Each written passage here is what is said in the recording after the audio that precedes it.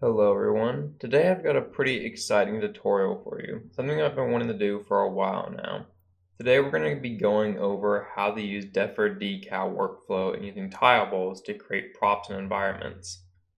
So in this first section here, I'm just going to be going over an overview of what the decals are. We're going to be flying through this 3D scene here, and I'm going to show you a few of the assets inside of Blender so you can get an idea of how the decals are put on there and constructed. Then we'll go on to make our own prop using the workflow and mapping decals in Blender and export it out to UE4 and put it in and get the decal shader set up.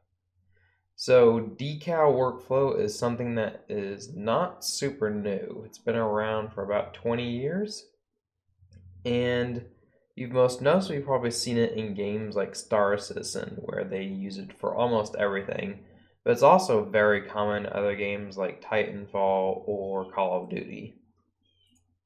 So everywhere you see here that has a highlight like the green, red, or the blue is a decal. And then everything else is just a tiling material. So rather than making a high poly and a low poly and baking out your assets and each prop having its own unique texture, you need a few textures and a few decal sheets, and then you can just create hundreds and hundreds of different props and assets using those same textures. And that's very nice resource-wise because you aren't going to have a ton of textures, but it's also really nice workflow-wise. It may seem like that would be less artistically friendly than me just paint straight on it in something like Substance Painter, but it's actually very quick not having to make it a high poly. You just model, put on tileables, add your decals, and you're done. So let's take a look at the materials here real quick. So these are what all the textures look like for the scene. These are for the stuffed installation panels on the side. It's just on a flat 2K texture sheet. Same thing for any other installation padding I have going around. Now these are trims we have released on the site, and these are the pipe trim sheets. And these are also some additional trim sheets I had made for this project, and I'll show more of where these segments are in a moment. And this is just another rubber trim sheet, and most things here are trim sheets, so I also have another tutorial we did recently about a Feudal Japan roof trim sheet. So if you haven't really looked at trim sheets yet, I would suggest going back and looking at that video, but it's mostly the same workflow as before then. And then this is the actual decal material right here. It's a 2K sheet that has tons of different details on it, and there will actually be an alpha channel masking them out. So let's go into the 3D scene now. So inside this 3D scene here, if I go down to one of these details on the floor, for example, like say this kind of metal paneling here, and it might be a bit dark to see, but if I get a little bit lower, you can see that these decals, they actually have depth to them. Same thing with the trim right here. And that's using the parallax mapping shader. So with the parallax shader, it can cause depth. So you get the illusion that there is more detail there than there actually is. And same thing with little holes on the side here. Basically these right here, these kind of seams here, these holes, these screws, everything is just a floating polygon right in front of the asset. And the shader will put it on there and give it depth. If I get the side, you can see it's actually flat. Another example would be these rails up here on the ceiling. These also have some decals going along that add that kind of detail right there. But if I get really close, it looks like they have depth, but if I get to the side, you can see they actually don't have any geometry there. It's just all in the shader. And like those previous textures I was showing off, that's where these are mapped here on the walls. I would just cut those out and model a bit on them. And then those other kind of plastic textures I have here just going in a ring. And this is the same workflow I used for that Feudal Japan roof in a previous tutorial. I would just model this out first and then map it to textures. All right. So next, let's go take a look at how all these appear inside of Blender or any other modeling program of your choice. It'll be very similar. All right. So now I'm in Blender, and you notice I'm inside 2.79 instead of 2.8, and that's because there is a very important add-on I'm going to use when constructing props, and it's called Yavni. It stands for Yet Another Vertex Normal Editor, and it is very nice for getting nice normals on your props. Because we aren't going to be baking out our assets from a high poly thing, we need to make sure our normals on our props look very nice and correctly beveled. And custom normals is a great way to do that. And I'll go into more detail on how to use the add once we can construct your prompt. For this segment, I'm just going to be inspecting a few of these assets that kind of show you how they're made. So for this platform, for example, it's the same way as I did the feudal Japan roof. I've got a few more textures instead of just one trim sheet this time, but I've got a tiling metal material here. I've got the rubber trim sheet material here, and this is all just one mesh here that I have a mirror modifier mirroring it both ways. But this is where the rubber trim sheet material is going. I just have it UV mapped in the space over there. And then the most important material that we haven't really looked at before in any tutorials is these decal materials.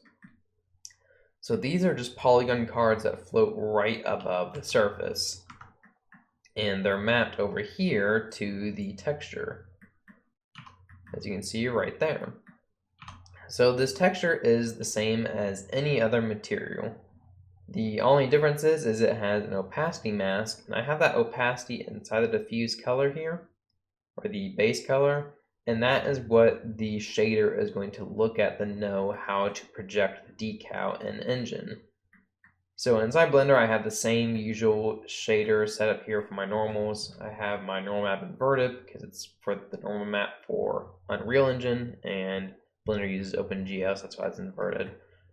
But I don't really care how these look inside Blender, just that I know where I'm putting these materials, and there's actually a material on the asset here.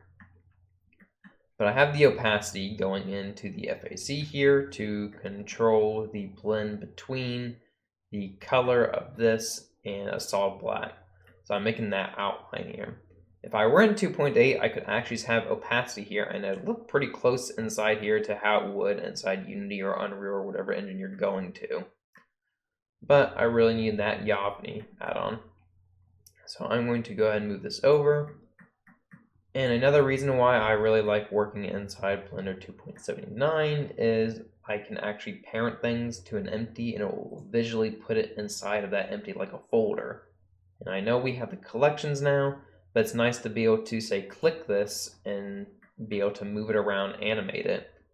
As you notice in this scene, I have all these spread out, but when I need to export an asset, I hide everything. I can hold on Control and go left click down these eyeballs here. And let's say I do that asset there, the rim light.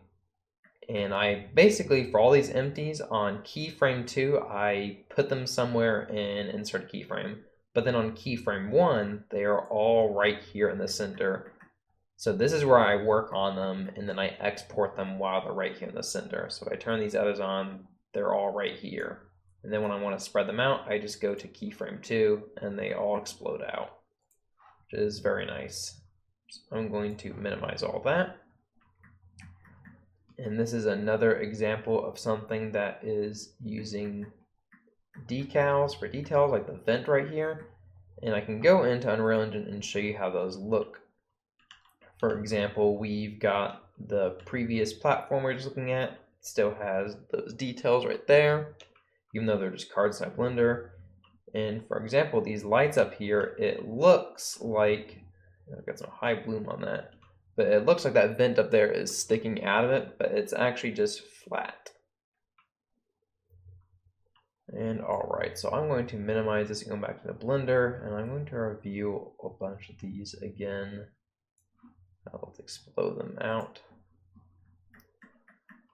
And that about wraps up the decals. There's a few different types of decals I have going on here, because you can determine an asset to have the full material as a decal, or do just the normals or just color.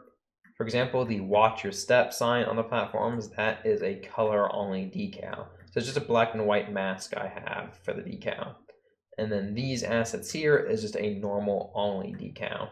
So there's no color or roughness information for these materials, though they're actually derived from the exact same texture. So it's using this texture right here, but it's using the normal of it. And I just placed the planes and map the texture. So in the next segment, I'm going to go into how to actually construct one of these props, and then we'll export it out into Unreal Engine, import it, and I'll show you how I have the decal shaders set up. Alright, I'm going to show you guys how to model and map textures for your asset here. Now I'm doing a prop here, and I did a tutorial poll back on our Discord for what tutorial we're going to do, and it was between doing it at Deferred decals or making a prop using tiles. And those are both the two highest voted one on here, and they're kind of in the same category. So I'm going to be showing you guys how to also make the prop in this tutorial, because they really are kind of the same tutorial principle. I'd be going over the same thing in the other tutorial that I'd already gone over before. So we'll be making a crate similar to this, though what you would do on here is the exact same thing you would do for a 2 meter by 2 meter module or a wall module or any other environmental structures. So there won't be anything different workflow wise. And so you can see these crates here, they look kind of weird inside of Blender here. And here is a smaller one. But back inside Unreal Engine, this is how they look here. So you can see where I have a different texture map, I have a different material mapped here, and the decals are here. And some of these decals, I will actually add metal on top. The others are just normal and color only. So it's going to add normal information, and it's going to add color. And it's also using the height map to give the parallax. You can see these look like they're actually indented into the asset, but they're just flat cards. And here are the taller crates right here. See, I've got the handles mapped on the side and everything. And you can go a lot more detail than this and put quite a few more decals. Some may think that, is the decals are polygons, so it's going to be not optimized at all, but it's adding very few polygons. And you can always go way higher in polygon count than you can with tons and tons of textures, which is why this workflow is nice, using just a few textures for lots of different props. Alright, so I'm going to make, I think, kind of a wider trunk-like structure here. So first thing I'm going to do is I'm going to be kind of working the same way I did here. So I'm going to close this, and I'm going to hit Shift A and make an empty. And I'm going to call this a wide underscore crate. Or it's the same naming convention as the others, so wide crate underscore 01. So we have our new crate structure. And now we just need a model. I'm going to go back real quick and reference these other kind of crate shapes. I want to have a similar style, or get relatively close. Normally, I'd probably duplicate these assets and move them over, then edit them to get close enough. But I want to show it from the ground up. Alright. I think what I may do here is move this back so I can kind of reference it as I work. Okay. And I also need to go to this empty and change the size of it real quick, because I am working in a different size here. So let me go into here and turn on the same kind of axes. And which are those? I think I have that listed on another option here. So that's the arrows. Turn those on. Alright. That's the kind of empty I like. And you can see here over in the scene, I am working in a unit scale of 0.01. Though you should also be fine working the default Blender units, because those are also meters. Anyway, let me go ahead and start modeling. So first thing I'm going to do is create just a cube. And I'm going to grab the bottom here, hit G, Z, Control, and snap it up. And then I'm going to select all of it and scale it upon Y. And then I'm also going to move this down quite a bit. I'm not sure how wide I want this trunk to be. Maybe not that wide. Maybe something more like this. Let's see up on Y some more. And yeah, I think that works. So next I want to create these kind of beveled edges around here. And it's not responding. Oh no, whoops. Now because I'm working inside of Blender 2.79, I'm hitting keybinds from 2.8, thinking it's going to switch, and I'm just hitting the wrong keybinds now. So that's one problem trying to work between two versions of Blender. Alright, so you can't hit 1 to go to vertex in Blender 2.9, you need to actually click it down here, hit 1, so you're going to go to layer 1. Let me go ahead and get these bevels in. In a second here, we're going to go into Yavni to do a lot of this. So I believe the first bevels I want to do are going to be these corner edges here. So let's grab these and bevel them. So Control B, go in. And I want them relatively round, maybe about like that. And that should be smooth enough. Okay, that's good. And I also have this to where it expands as it goes up. So let's get that done also for the bottom. So let's say I want this to be marked as the top of this crate. And maybe this is the part where it gets skinnier. So I'm going to go to face selection, hit Alt, left click. And then I'm going to do, I believe, Alt S, and that should scale it inward like that. Okay, and I think I'm okay with that. Right, next I need to get that little inset there, and this is kind of going to mark where a new material starts. So let's go ahead and go down to right about here.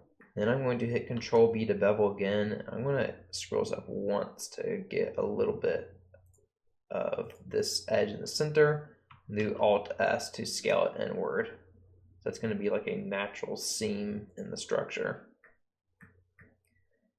All right, and I'm going to do the same thing here.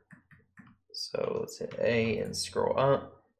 And I'm basically trying to imagine this as like another joining point here. I'm going to make this one a bit skinnier. And another right there, Alt S to scale this inward.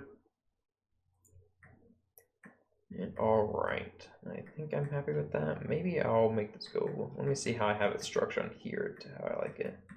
So I think on here I have it going straight up. No, it's just colored black. All right.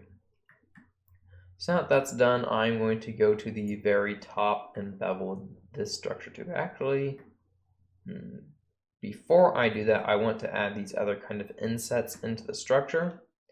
As you can see, this isn't a perfect square. It kind of goes in and bevels in more on these sides.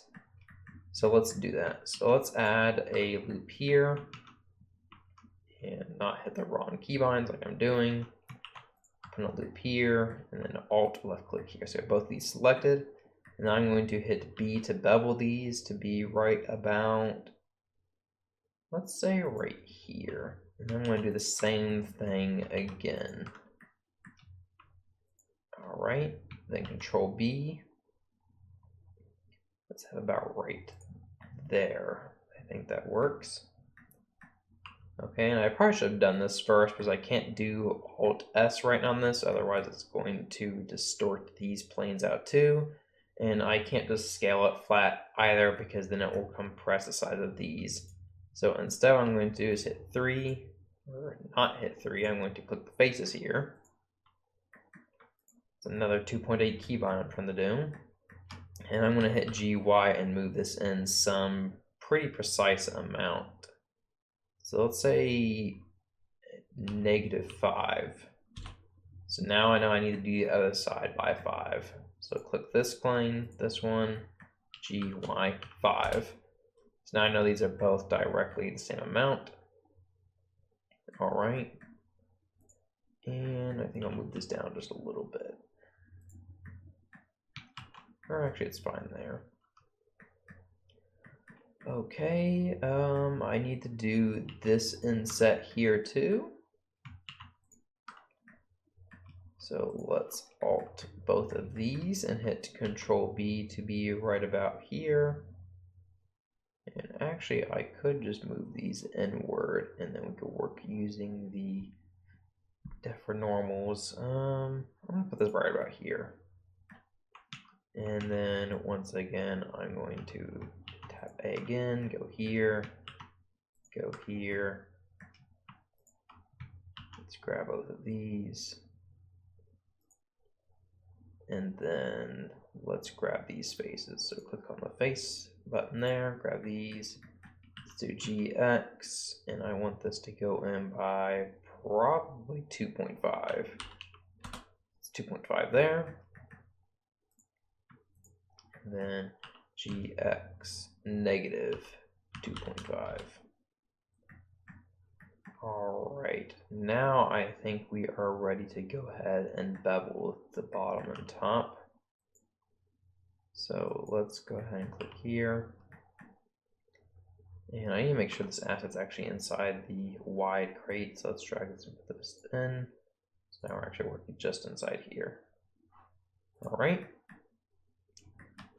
So let's go ahead and bevel this. In a second here, I'll get into Yavni and explain what that add-on is, and I'll give a link in the description for you to go find it so you can download the add-on yourself, but it is very nice. So let's go ahead and try to bevel this inwards. So I want this to be relatively round. About there works for me. Okay, and just a very small bevel here on the bottom. And this one, I'm not going to do quite as many.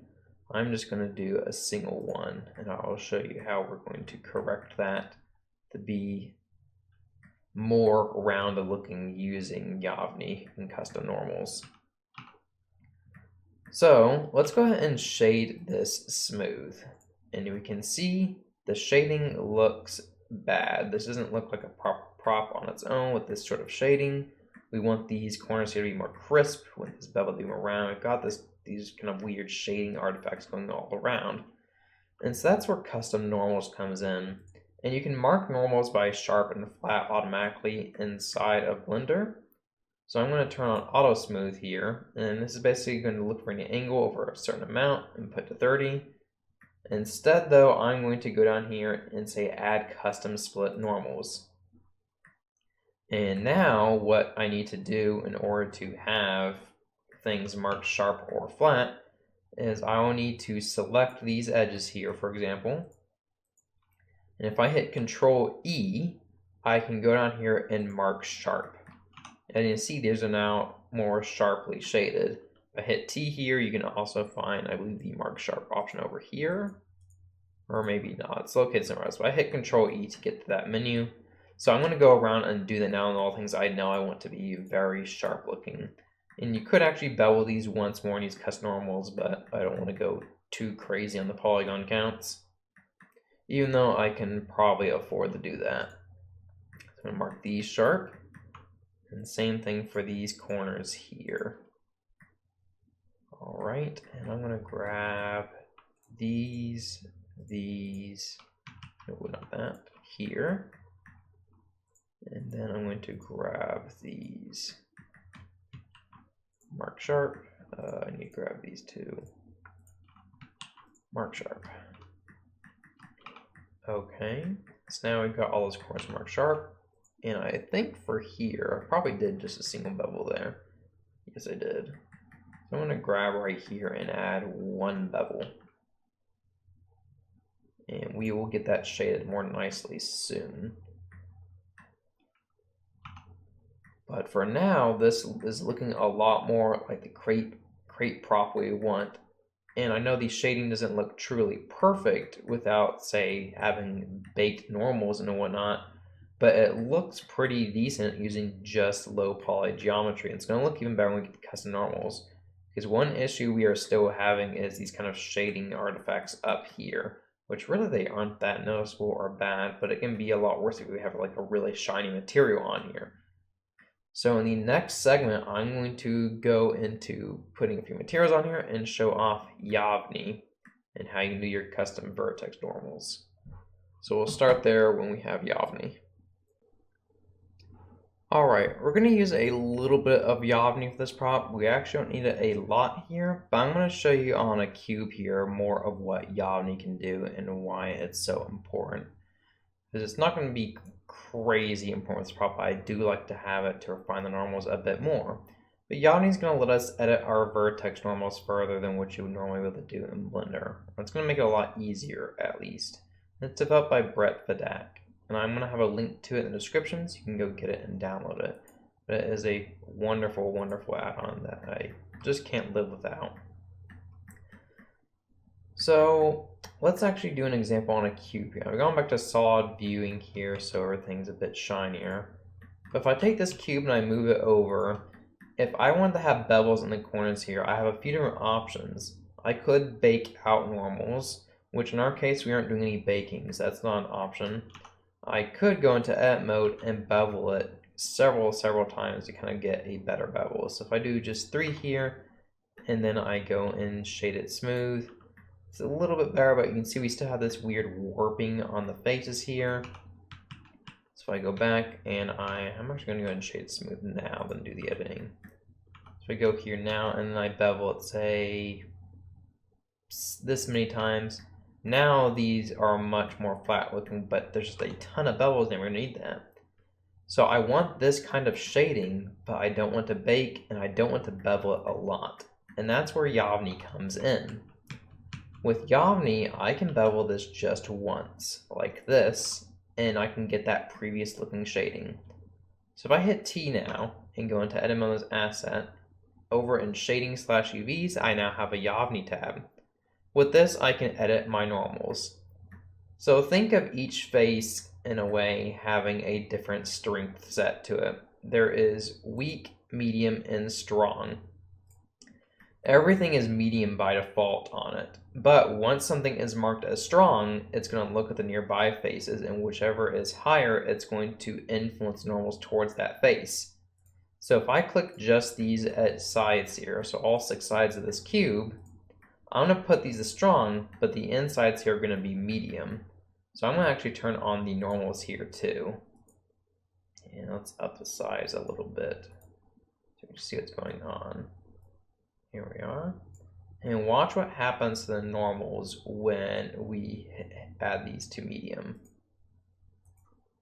Or put these as strong is what I mean to do.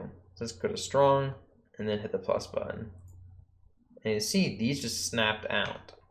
And so now we have a more beveled looking cube here. And it's not quite as perfectly the same, but it looks a lot better than having to do tons and tons of bevels. So it's very nice that we can get this sort of more beveled look here using just one. And there's no warping happening on the individual faces now, which is another big plus. So if I were to add another cube, for example, and move this over, and kind of do a comparison here. So if I were to go in and have to bevel this, if I did it just, 2 times here, and so we have that weird kind of warping happening on it. Though it's not that severe with that many bevels, but we'd have to add even more to get more precise. Let's bevel it just once like we did before. Actually, I'll duplicate this cube, move it over, and set everything back to medium influence. It's all the same. That's what it looks like without Yavni. Very kind of distorted, and this is what it looks like with Yavni. So it's a subtle but nice difference, and that also helps out with baking assets. So if you made a high poly, you're baking to a low poly, you're going to want to correct the normals on your low poly before baking. Anyway, we need to correct a few of the normals on this asset. Even though it's nothing too severe, I'm going to go to something shiny so you can see these better. So up here, I'm going to first mark these as sharp. So I'm going to select these faces here. I'm going to do the same thing on the bottom here. And then we are going to hit Control E, mark sharp. And then the next thing I want to do is, I think I'm going to go in and grab all of these faces here, here, and here, and mark these as strong. So I'm going to actually turn these off so I can better see what happens. And all right. So kind of like before the cube, we now have a bit of a better bevel because we just have one here. Now these are both strong, but these are set to medium. So a little bit better there. We might be able to change this here to be a little bit better, though this is a bit more odd geometry, so we may not be able to. So I'm going to set this to strong anyway and see how it looks. And I think that looks a little bit better. Not a drastic improvement, but something different nonetheless. Alright, and let's see if the shading at the bottom is looking okay. So that's all perfectly flat. So I think I'm okay with that for now. The shading isn't quite perfect on these bottom edges here, as it is on this prop over here. And a major factor for that is it's a lot bigger than these. But also I do have these beveled ones at the bottom. And I've also done these cuts across bottom to get things a bit more even, so that way I didn't need to mark them as sharp. I'm pretty sure I have the top here maybe marked as sharp. So that's another way we could have corrected these normals a little bit better. Though I think I'm perfectly fine with how this looks. Actually, that there is a bit odd looking. I don't know why the shading is kind of fighting against itself. Let me delete this face and re-add it, and I can sometimes correct it. Sometimes the shading will just happen to kind of fight against itself. Let's add that back in, and that fixes it a little bit. So that's actually going in the proper direction. Alright. And we can also go into, so as we had marked these all as strong, like so, we can go back in and ask it to select everything for us to know which is marked which. So if I click this, it's going to select all these. If I go to medium influence, I can select these and select everything as it's medium influence. That's very nice. All right. So with that, let's go ahead and add materials to this prop, and we'll get in the engine to see how it looks, and it should look fine. A lot of the making the prop look better is going to be the environment and the lighting. So I know as artists we want to make things extremely detailed and get in the finest little grunges and pieces of dust and corners and stuff, but we just really don't need that on these props. The lighting and environment's going to put it all together. Now, if this were a game, say something more like Resident Evil, where you're going to be picking up literally everything and putting it like right in your face and expecting it, then a different, more detailed workflow would probably be used. Though it'd often still be a lot of tiles and trims for the environments. All right, so for materials, I actually just apply a quote-unquote fake material in here. So for example, here I have two base plastics, base plastic 1 and 2. So I'm going to go ahead and do that here. So I'm going to add base plastic 1, which will make it solid black.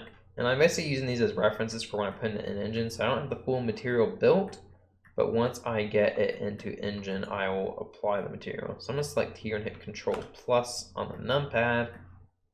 Add a new material slot, add base plastic 2. Alright, and I'm going to hit assign. So now I have my plastic materials there. Alright, that all looks fine to me.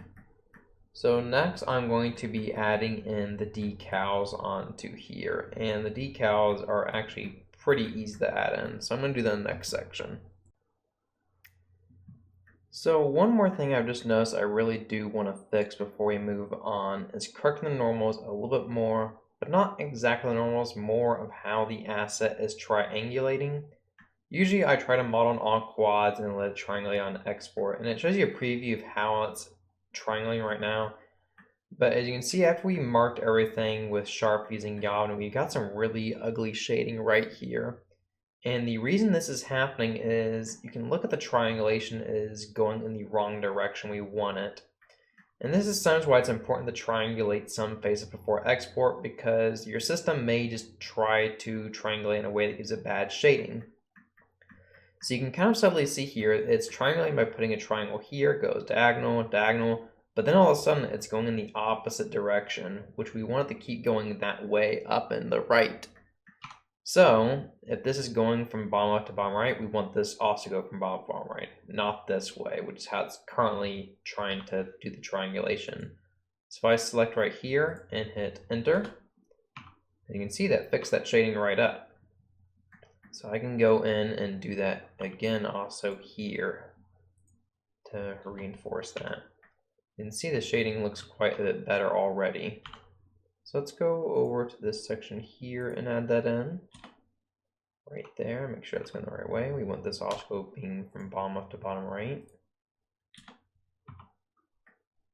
So that shading there, it fixed that large gap in the way. And I know I have another one like that way over here, this kind of big splotch. So let's see, we have this going from bottom left. So let's fix this one right here. And boop, that fixed that. And this should be fine going from bottom left to bottom right. Let's add this space in there to fix it. There we go. So doing some manual triangulation here and there can fix it up to make the shading look a little bit nicer. And in the end, you may just want to go through and do that to a lot of it. So if I were to select all this and hit Control T, I can better view how it would actually look. It's going to look relatively the same as it did before. So just keep that in mind. If you have any more weird shading errors like that, it might just be an issue of it triangulating incorrectly. But other than that, this mostly looks okay now. Maybe right here, let's see. Most of these are going from all left, bottom right. So let's fix this one right here. All right. And these are also not going the correct way. So let's think now, bottom to bottom right. I also want these to be going that way.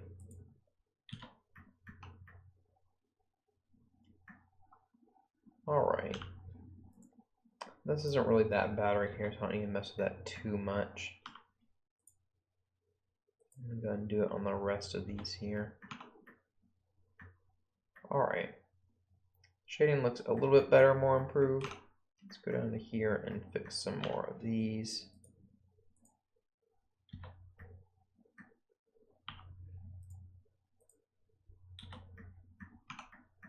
All right. That's much better shading wise. So now we're ready for the decals. So the decals are pretty simple to place. After you go into material mode, you can go ahead and apply plastic materials here, like we've already done here and before, which we've already gone over that. But once you have those applied, we need to add on the decals above it, which is just geometry. So if I go over to my previous asset here, I can see these are just polygon planes right above the surface. And I have mirror modifiers on to put them and place them all around. So there's two ways I can go about doing this. I can just kind of eyeball it and place a plane there, which is what I often do. Your decals don't necessarily need to be a truly perfect size, but if they get too big, they can get a little bit more low res. It kind of depends on what you're doing. So instead, on another page here, I have my decal sheet cut out. I basically spawn a plane and map the texture on there. And here they are here. And this is most of the decals. Not all of them are here for some reason. But a lot of the decals I care to use, I've already kind of cut out right here. Though you don't necessarily need to do that. So I'm going to look at these decals here and decide which ones I want. I know I want these. I know I'm going to want this handle here. And I think these are the latches I used on top, but I'm actually not going to grab those. These are the only two I'm going to grab. But even this I really don't need to do. But I'm going to grab it and move it over to the other layer, which is layer 3 for me. I'm going back to layer 3. All right. And then I'm going to hit G, Shift Z, and then slide these on over here. All right. So with this, I'm going to use these to kind of map them on here. The first thing I want to do is get the same kind of seam right around the edge here. So the way I'm going to do that is I'm going to select my prop here and I'm going to duplicate it, go to edit mode on that duplication, and figure out where I want the seam. Let's say I want it right here. And this is going to be the center of it. I'm going to hit Control B to thicken that. Hit Control I to go everywhere else, and then delete the edges.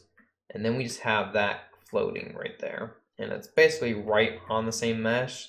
So you could do Alt S and scale it out ever so slightly. So Alt S and do like 0.015. So now it's just slightly above it. So that way we can see it a bit better. But it still has these old two materials on. So I'm going to delete these. And the material I am going to add is one of the decal materials. And I have a few different here because in UE or Uni, I want to define some to be the full material, some to be just the normals and the color, and some to be, and I believe this decal sheet is actually the text. Okay, yeah, it is. So the two I care about is decal sheet 1 and 2. So I have one that is the full material, which will add metal, it'll add roughness. The other one will add normals, but it's also going to add color. And I have marked as such. So I have it set to that. I just need to UV map it now. So I am going to open this and let's do a mark right here, kind of in the corner here, so the seam won't be as easy to see. And then now I've got a seam there, I'm going to UV unwrap it. And it looks like it cut a lot more than I thought it would. Why?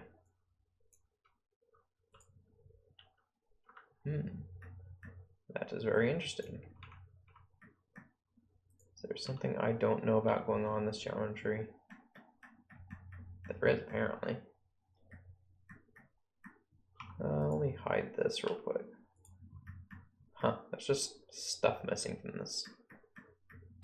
I know why. It's because I added in that triangulation before. Okay, so let's delete that, add these back, duplicate this prop again, but hide the first one.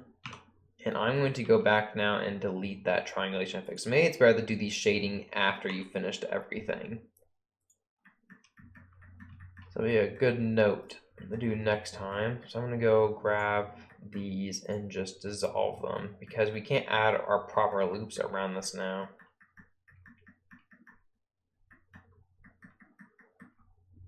I don't think there's any more. All right. Dissolve edges or any more I care. I know there's some down here, but I'm not going to be doing anything with those.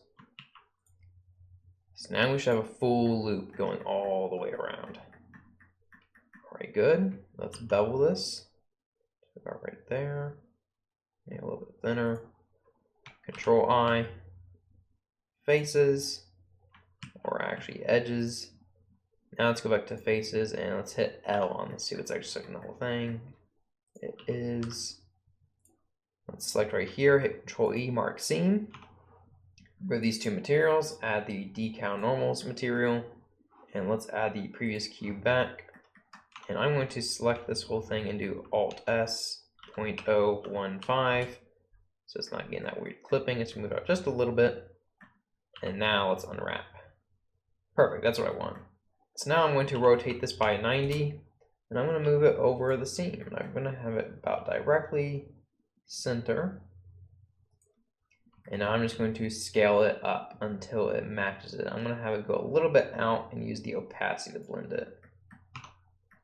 And that will add that seam going around in the engine. And I might change this. It looks like I have that one set to the metallic material over there. So I'm going to change this then to the other decal sheet, which actually has metal on it, like so.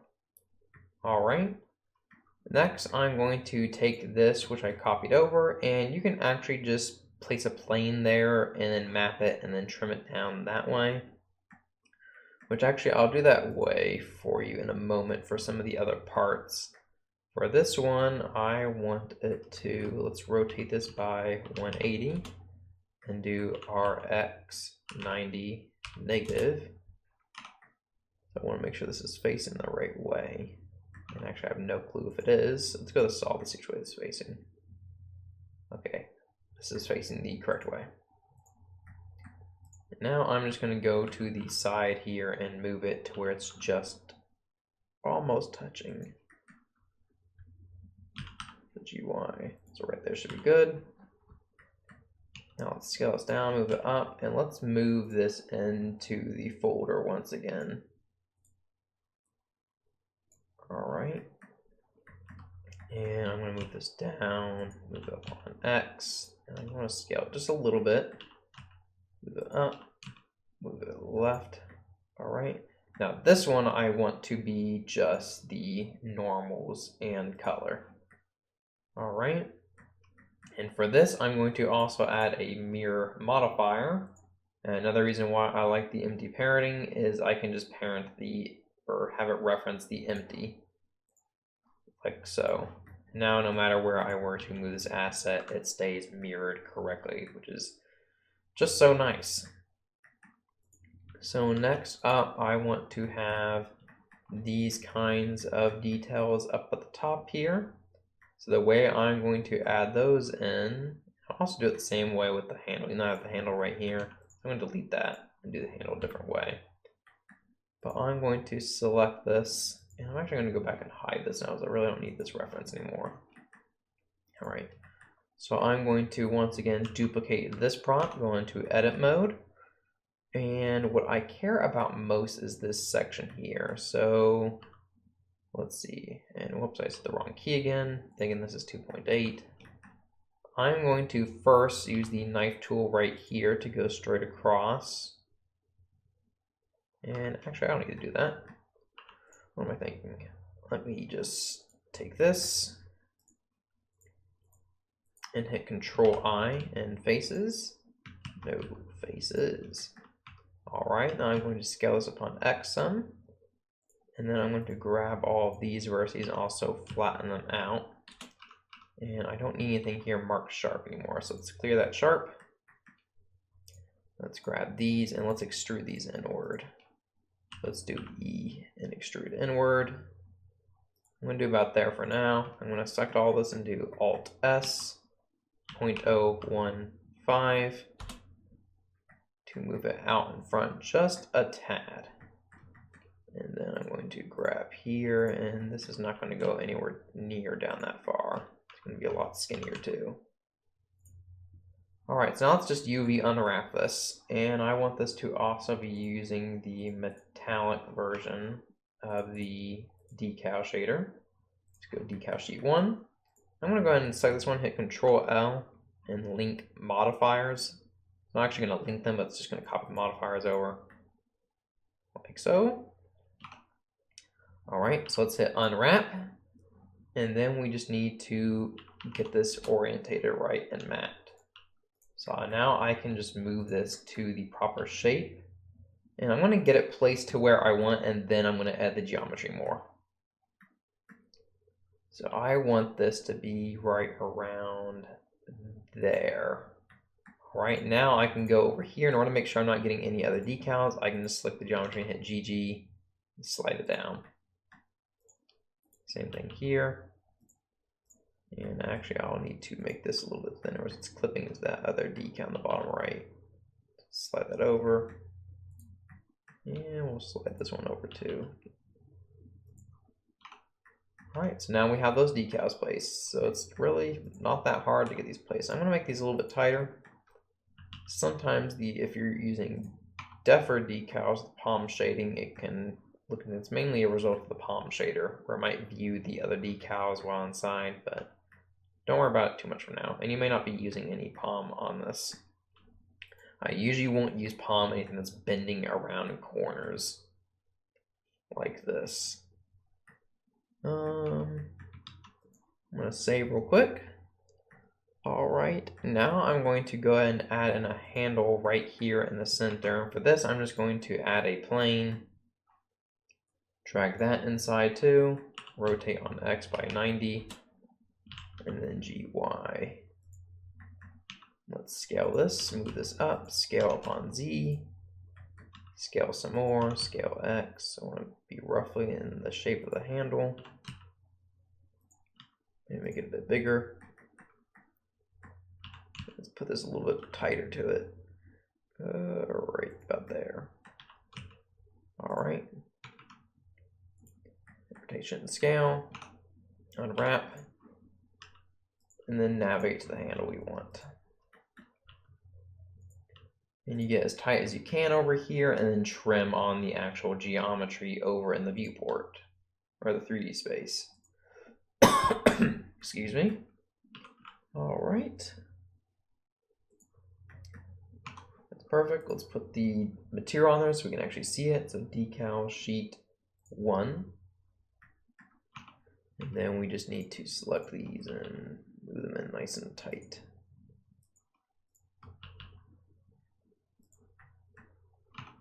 Okay. All right, and I think I'm going to actually, for these, move this left to be here. So it's like there's 2 that you open up on both sides. So let's also copy that shader or the modifier, Control-L modifier. Yeah, I like that. And there's just tons of other details we can be adding here. We could be using even more complex geometry. We could cut another loop like this, but maybe around here to have like a panel section to the crate. Put in more seams around here, other little screws around it. As you see, I also have screws on here. I want to add some color marks now to the very top. So I am going to add in a new plane, scale it, put it inside the folder. Let's move this up to it's barely just above it. Focus in on that. Let's scale it down first. All right. So for this plane, let's do decal sheet. This other decal sheet I've made, which this one is a very small decal sheet. I'm going to show it to you here in a second. This is all I add on here. There's a lot more plane I wanted to add, but I just didn't need anything left for the environment. But you can literally just make a grayscale map of stuff like this, and I put a little warning label there and some other shapes. So not the most in-depth for this piece here, but it worked for my case. So what I want is to map just the bottom left corner of this shape here. So I want to have that in all the corners. So let's unwrap and scale it down and get it down to that shape.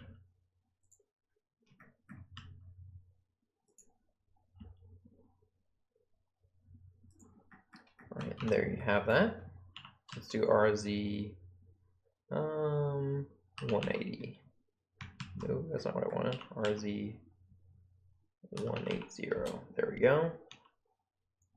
Scale that down quite a bit.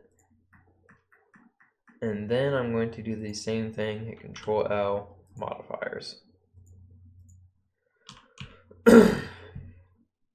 So move over to here first, then move it down. I'm just going to eyeball it. I think I want it about right there. All right. So I added in those details. And I think I'm done with adding stuff on here. There's quite a few other details I might add later as I'd go back.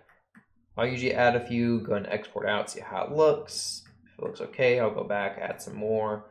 But as you can see, there's a lot of other details you could add if you wanted to. Or you can model in some more details, like model in some more physical handles on it and try to map some tiles of that. Just see how it goes. So the next section, I'm going to export this out and import it into Unreal Engine. And then we're just going to look at the shader inside of Unreal Engine so you can see how I have the shader set up. And that should about wrap up this tutorial on using decal shaders for building your environments and props. So actually, before we export, I still need to UV map these plastic sections here for the tiling material I'm going to be using inside UE4. So let's go ahead and do that real quick. So I'm going to select this section here, and I may just kind of auto UV this whole part. Actually, I'm going to select, say here, hit Control E, mark seam, grab these interiors, mark seam, select it all, hit A, unwrap, And what in the world is that? Right, let's go ahead and triangulate these. It can have trouble UV unwrapping if these aren't triangulated. Let's do that. Now, let's try to unwrap this. So that is much better. Though we could remove a lot more of this distortion, even though we're just tiling a material on it. So I think what I will also do is go into here and mark seams. Mark seam, unwrap. And let's try to unwrap this a bit better by referencing some of the already unwrapped shapes. So for example, let's select just this section by hitting L. And to fix its unwrapping, I'm going to click on that part twice and hit unwrap, but follow active quad. And that should make it relatively straight, though it's probably not going to. All right, so to get a better unwrap of things, make sure they're perfectly square or what have you, what I like to do is go to a section and unwrap just one part of it. So say this square, and it's now just a nice square in there. Then I'll grab that entire part and grab that same square unwrap last and tell it to unwrap based on the active quad. So that's already a perfect square there, so it should be perfect based on that. So now it's nice and flat. All right. And I'm going to put this in here. We're going to get them to the correct size and everything in a moment. I just want to get these other parts too. So let's get this big section here. So I'm going to grab just one of these, hit unwrap. We'll just select everything and unwrap based on the active quad. All right. Scale this in. And no, it's not the same size. And then this one is very, very ugly looking. So let's grab this big one here, just hit unwrap, and it's a perfect rectangle. Select that whole section and oh, why? Why are you not fully cut off from this? That's a problem. That might have been what did it. I'm gonna go back to solid view so I can see this a little bit better. I want to make sure I have all of these selected.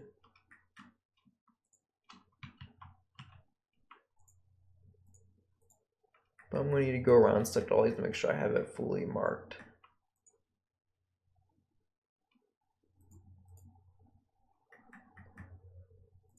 All right, and I think I'm almost there.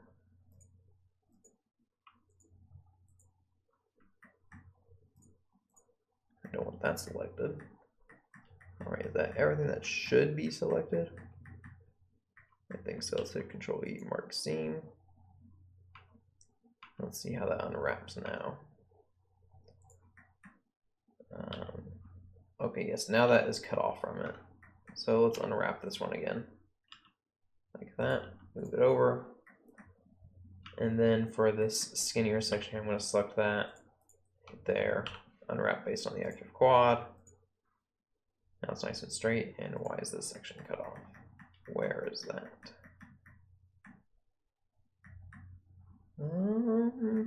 Why are you getting cut off here? Where are you? Oh, I have a seam marked here apparently. Let's do clear seam. I definitely don't have a seam marked there. Why is it upset?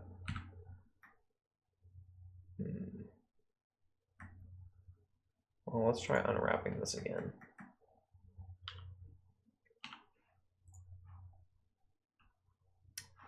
Okay, now it's all one piece there. So now let's grab this piece, hit unwrap again, and then select just this strip here by hitting L, and then unwrap and follow active quads. And then we should get a nice bigger straight piece. And some of these are still getting cut off. Why? Why are you doing this to me? It might have something to do with the geometry. The only thing I can think to do though is to go in and hit Control E, clear seam. And then, or let's do Control E clear seam here. And then let's go in, or actually that's where I had everything cut before. So let's go up onto here, hit mark seam, go here, hit mark seam, and that should get all the way across it. It does. And this will be a bit trickier, but let's go ahead and cut across all of this.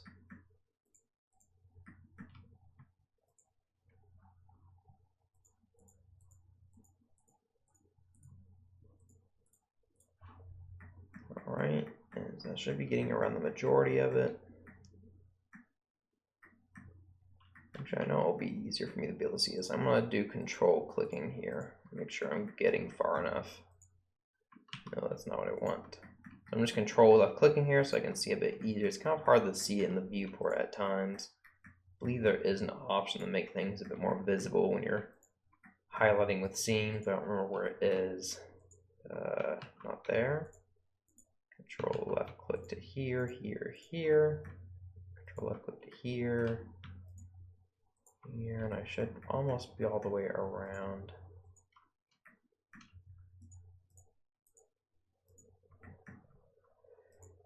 And there. Control E mark seam. And of course, where is it not marked? I mean, this should be, I think I need to be in face selection mode. Yes, there we go. Unwrap. It's all one piece now. It is all one piece.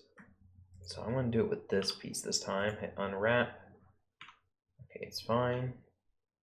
Unwrap based on active quad. And I think it's doing it for just the pieces that are triangulated. And oh, that's why.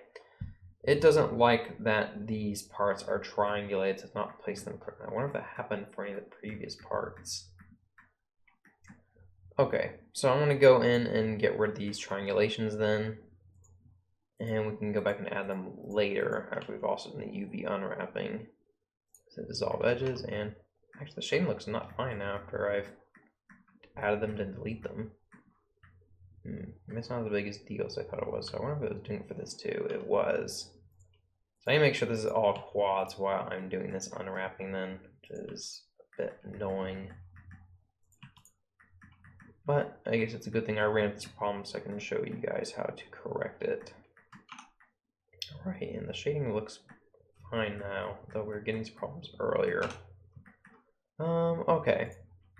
Now I can unwrap this one quad, hit unwrap, select the whole thing, unwrap on the based on the active quad.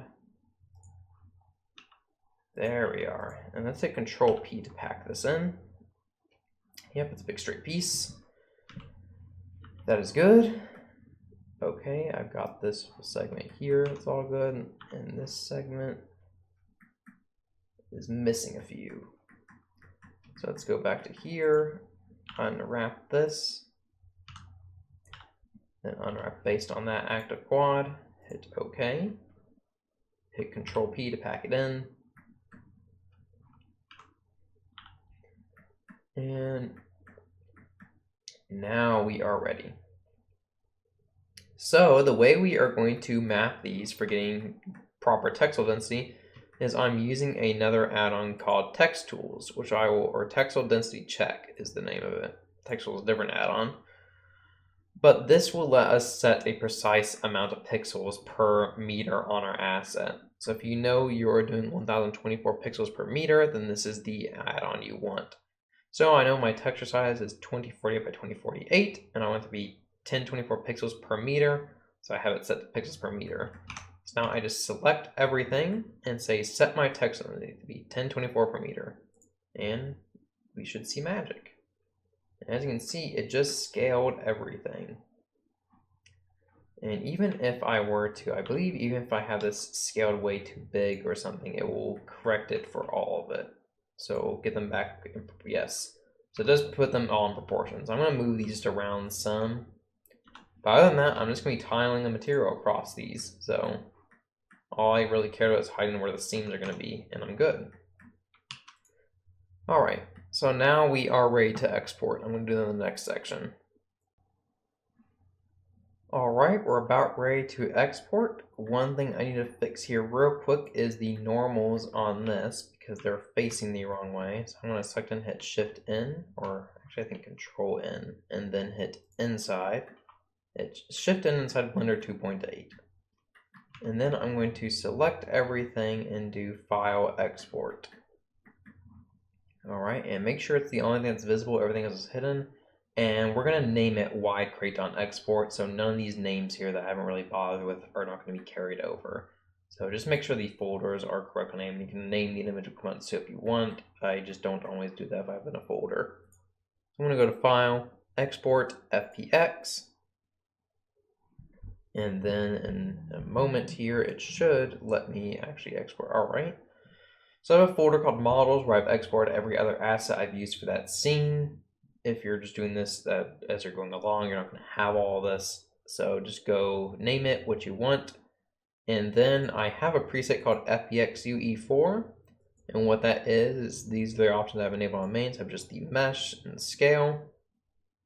Then I've gone to geometry to apply modifiers, armature, and animation. And then I'm going to export FPX.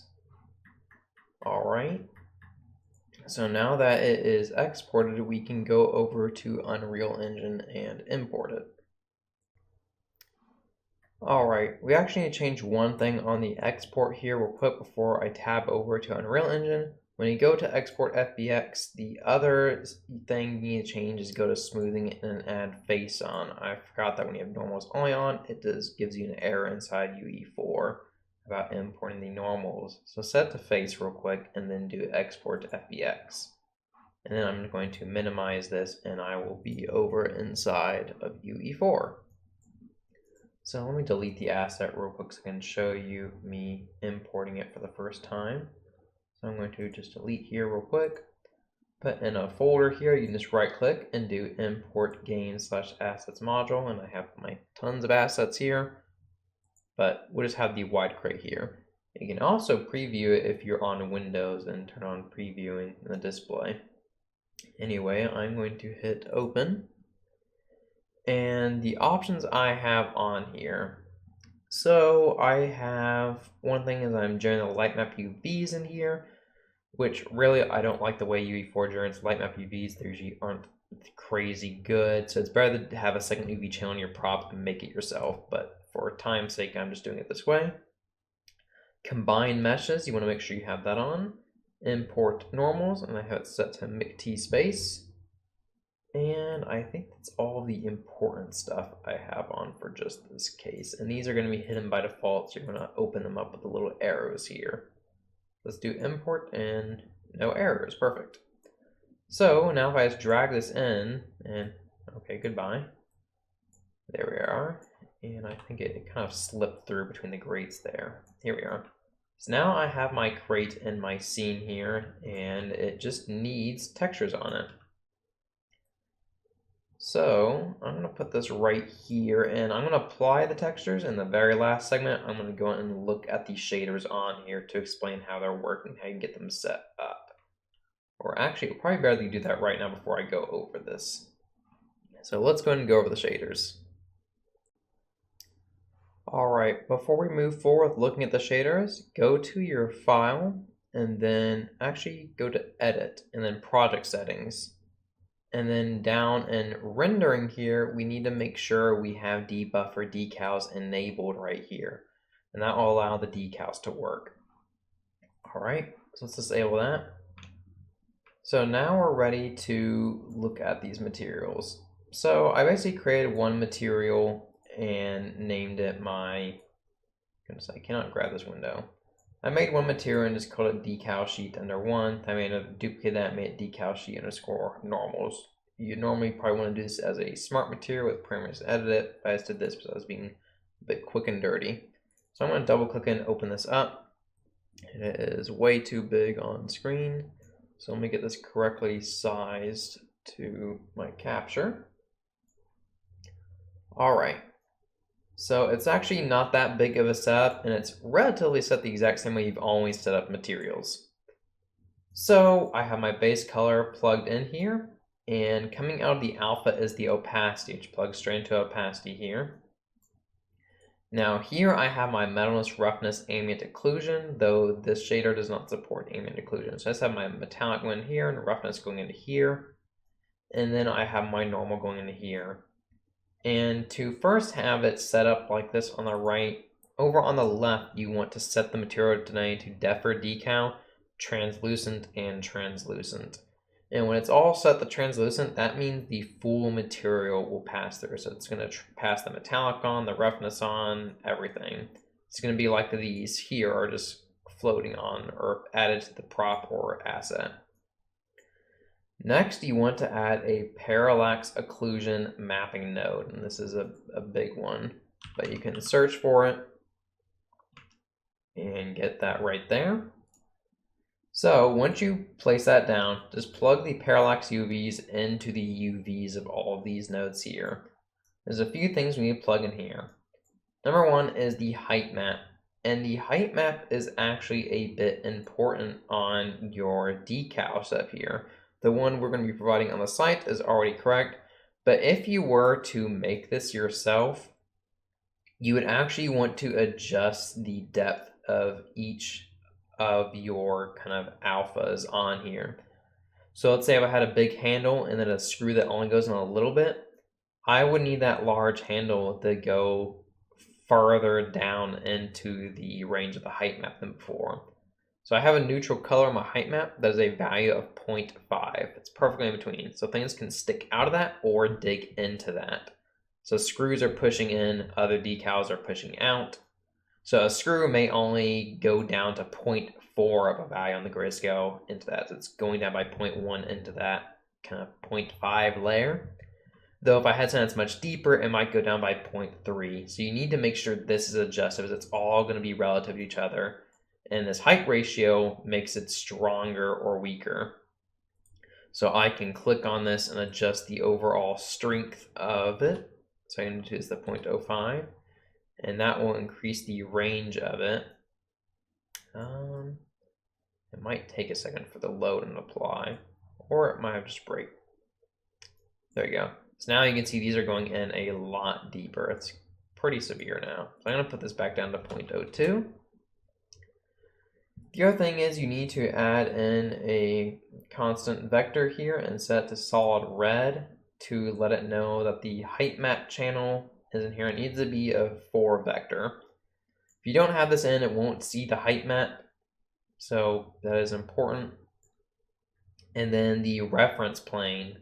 The reference plane value is what I was talking about here on your decal sheet. I almost always have the reference plane set to exactly 0.5, so I have things sticking out and pushing in. So I have it set to 0.5, where that's the neutral zone. So that's a very important one too. And then you plug in a light vector node here to the very bottom.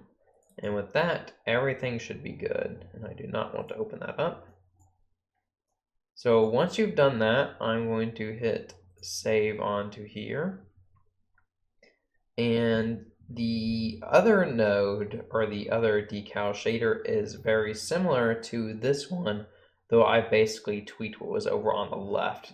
So let's close this, or yes, I'm going to close that and open up the normals one. So everything is the same here. What's different is on the left here. So I have it set to translucent, but here I don't have it set to translucent. And instead, I have it set to debuffer, translucent color, and normal. It's basically saying it's going to transfer the color and the normal map to the area below. So you see it's not adding any of the metallic or any other details. Right? Okay, and I believe that is actually everything over here on the left that we care about. Yes, that's the main difference. You can also set this to be just color, just normal, emissive. So here's just normal, here's normal and roughness. So this is also not transferring any roughness data to the asset below. So I'm gonna hit save on that and close. So those are the two differences. So let's open this up. And like the color decal on top, that just sets the color. All right, so let's go ahead and I'm going to move this down a little bit so I have some more room. All right, I'm gonna put that right there. So let's highlight that. So that is my decal sheet 2, which is just the color one that I showed before. It's like the mask. Let's put that on there. And all right. So now let's go in and add our tiling materials. So my tiling materials here are very simple. So I have like a dark plastic and a light plastic. If I double click these and look at how they are built, actually that's a reference of it.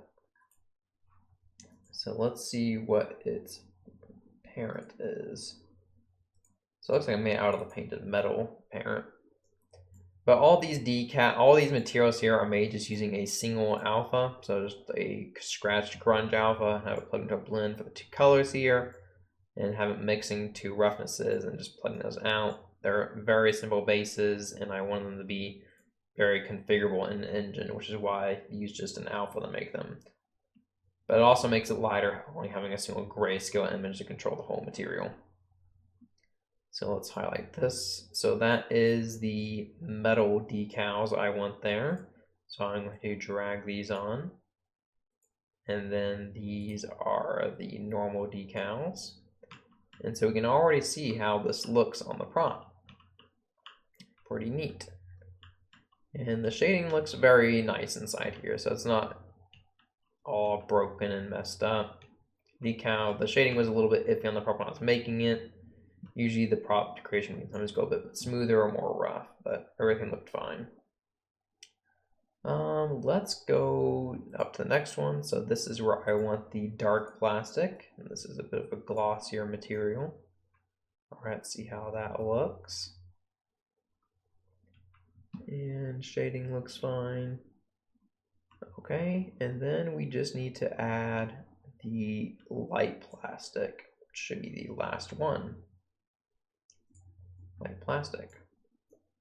All right, so now all of our plastics are added, and it's nice that these are tileables, because if this was, say, a baked prop, if it's a very large baked prop, you may not be able to get 1024 pixels per meter because you just don't have enough UV space, but these can go outside of the UV space if they need to and just keep on tiling. So you can also have very fine detail from using this workflow and tile very fine textures on it. So let's go ahead and hit save and then close this.